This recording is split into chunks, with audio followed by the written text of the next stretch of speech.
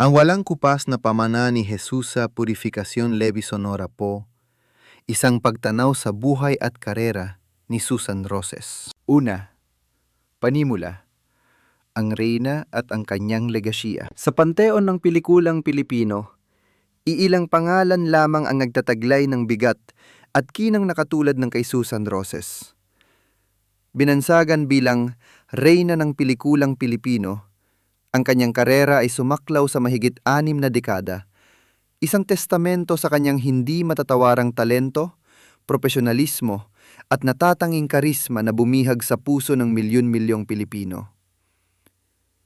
Mula sa kanyang kasikatan noong ginintuang panahon ng pelikula noong dekada 50 hanggang sa kanyang patuloy na presensya sa industriya sa mga sumunod na taon, si Susan Roses ay hindi lamang isang bituin. Siya ay naging isang institusyon, isang simbolo ng kagandahan, kahusayan at katatagan. Ang kanyang buhay ay higit pa sa mga ilaw ng kamera at sa pilak ng tabing. Siya ang kabiyak ng isa pang haligi ng industriya, si Fernando Poe Jr., na kinilala bilang hari ng pelikulang Pilipino, na lumikha ng isang unyon na tinitingala bilang royal couple ng showbiz. Siya rin ang mapagmahal na ina kay Senador Grace Poe, isang papel na kanyang ginampanan ng may dedikasyon at dignidad. Sa pagdiriwang ng kanyang ika-80 kaarawan noong Hulyo 28, 2021, muling nabigyang pansin ang kanyang makulay na buhay. Isang salaysay ng isang dalagang may pangarap na naging reyna, isang asawang nanindigan, at isang inang nagsilbing gabay. Ang dokumentong ito ay isang pagbabalik-tanaw sa kanyang paglalakbay, na hinimay mula sa mga naitalang katotohanan ng kanyang karera at personal na buhay, upang bigyan linaw ang pamana ng isang tunay na alamat. Ikalawa, mga unang taon, ang dalaga at ang kanyang pamilya. Isinilang bilang Jesus sa Purificación Levi Sonora, si Susan ay isa sa 5 magkakapatid, kasama sina Teresita, Bennett, Jose Marie, at ang nakababatang si Rosemary Sonora, na kalaunan ay sumunod sa kanyang mga yapak at sumikat din bilang isang respetadong aktres sa ilalim ng Sampaguita Pictures. Ang kanilang pamilya ay may matibay na pundasyon na humubog sa kanilang mga pagkatao bago pa man sila pumasok sa magulong mundo ng showbiz. Ang kanyang formal na edukasyon ay nagsimula sa kolehiyo ng Sagrado Corazon de Jesus sa lungsod ng Iloilo. Dito, unang nahasa ang kanyang isipan at karakter. Alaunan, siya ay lumipat sa St. Louis University para sa kanyang primaryang edukasyon. Ang mga taong ito ng kanyang pag-aaral ay nagbigay sa kanya ng disiplina at pananaw na magiging mahalaga sa kanyang haharapin na karera. Bagamat ang kanyang landas ay mapupunta sa sini ng pag-arte, ang mga aral na kanyang natutunan sa loob ng paaralan ay nanatiling bahagi ng kanyang pagkatao na makikita sa kanyang kilos, pananalita, at pakikitungo sa kapwa sa kabuuan ng kanyang buhay. Ikatlo, isang di inaasahang pagtuklas mula sa autograph book patungo sa star contract. Ang pagpasok ni Susan Roses sa industriya ng pelikula ay isang kwento ng serendipity. Isang di sinasadyang pagkakataon na nagbago sa takbo ng kanyang buhay magpakailanman. Bilang isang kabataan, tulad ng marami sa kanyang henerasyon, siya ay isang masugid na tagahanga ng mga bituin sa pelikula. Isang araw, sa pag-asang masilayan at makahingi ng pirma mula sa kanyang mga idolo, isinama siya ng kanyang tiyuhin sa bakuran ng Sampaguita Pictures, isa sa mga pinakamalaking film studio noong panahong yon. Habang naroroon, bit-bit ang kanyang autograph book at puno ng pananabik, ang kanyang natatanging ganda at tindig ay agad na nakakuha ng pansin. Si Dr. Jose R. Perez, ang respetadong producer at may-ari ng Sampaguita Pictures, ay personal siyang gilapitan. Sa halip na pirma ng artista ang kanyang makuha, isang alok na maging artista mismo ang inilahad sa kanya. Isang alok na hindi niya inaasahan at hindi pinaghandaan.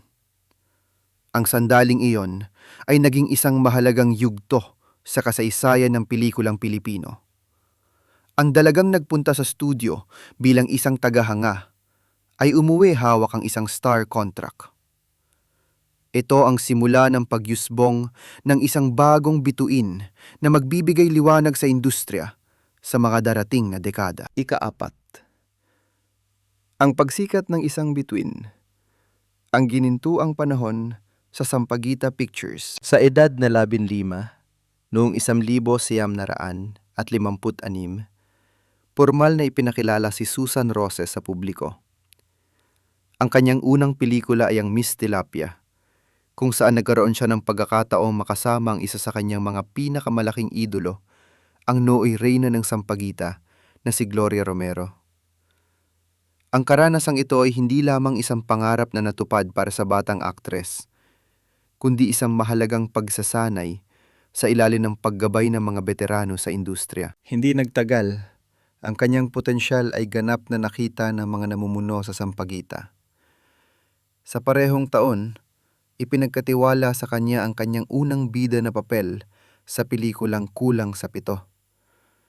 Mula roon, naging sunod-sunod na ang kanyang mga tagumpay.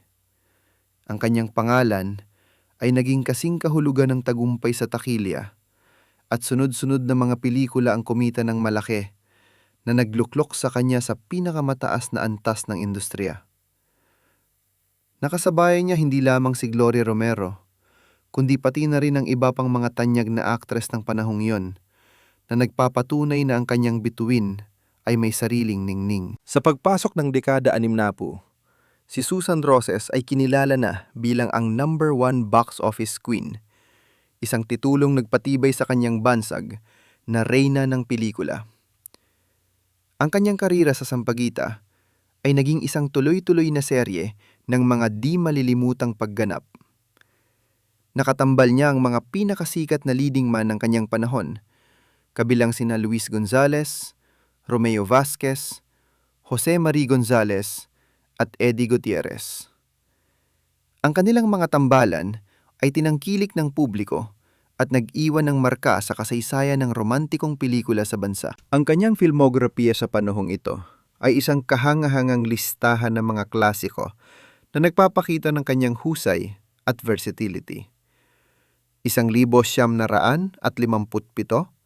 Pasang Cruz, Mga Ligaw na Bulaklak, Prinsesa Gusgusin, at Sino ang May Sala.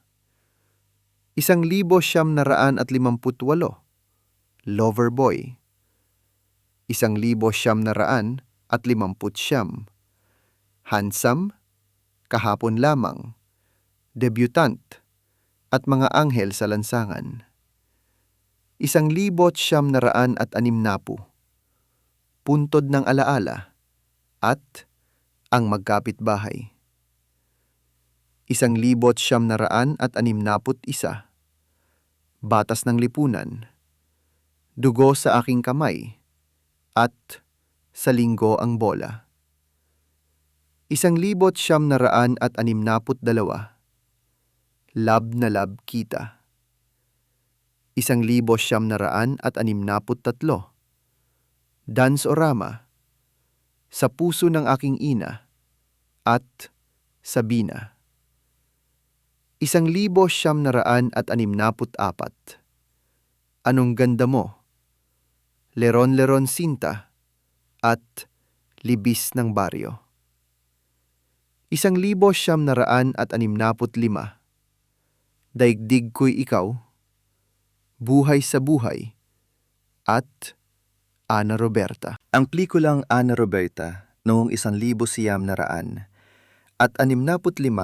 ay isang mahalagang proyekto sa kanyang karera.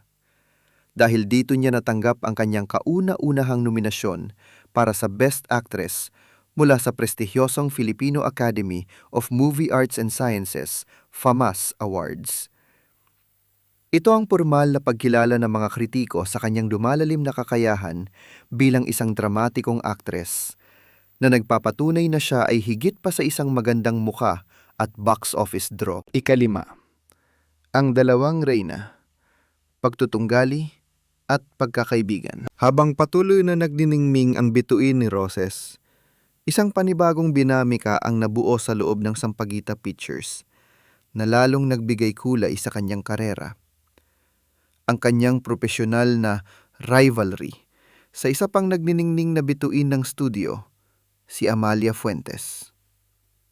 Parehong maganda, talentado, at may malakas na hatak sa takilya, sina Susan at Amalia ay madalas na pinagtatapat para sa titulong Queen of Movies. Ang kanilang mga tagahanga ay nahati, at ang bawat isa ay may kani-kanyang kampo na sumusuporta sa kanilang idolo. Ang tunggalyang ito ay lalong umigting katuwing sila ay magsasama sa isang pelikula. Isang malaking issue noon ang billing, kung kaninong pangalan ang mauna sa mga poster at kredito ng pelikula. Ang kontrobersyang ito ay naging isang malaking usapan sa industriya at sa mga tagahanga. Ilan sa mga pelikulang kanilang pinagsamahan na naging sentro ng usapang ito ay ang 7 pagsisisi, Ipinagbili ko ang aking anak, Madaling Araw, Mga Reyna ng Vix, Tawag ng Tanghalan, The Big Broadcast, at ang mga pelikulang may pamagat na tumutukoy sa mga sikat na bituin ng studio tulad ng Amalie, Susan, at Tessie at Joey, Eddie at Lito. Gayunpaman, sa likod ng kamerang lumilikan ng imahe ng kompetisyon, ang katotohanan ay iba. Ang ganitong estilo ng paglika ng rivalry ay isang karaniwang estratehiyang pang-marketing na ginagamit ng mga film studio noon upang mas mapag-usapan ang kanilang mga artista at pelikula. Sa tunay na buhay, si Susan at Amalia ay nanatiling mabuting magkaibigan. Malinaw sa kanila na ang kanilang trabaho ay propesyonal at hiwalay sa kanilang personal na relasyon. Ang kanilang pagkakaibigan ay isang patunay ng kanilang pagiging tunay na propesyonal, na hindi hinaya ang sirain ng intriga ng showbiz ang kanilang pagtitinginan. Ika-6.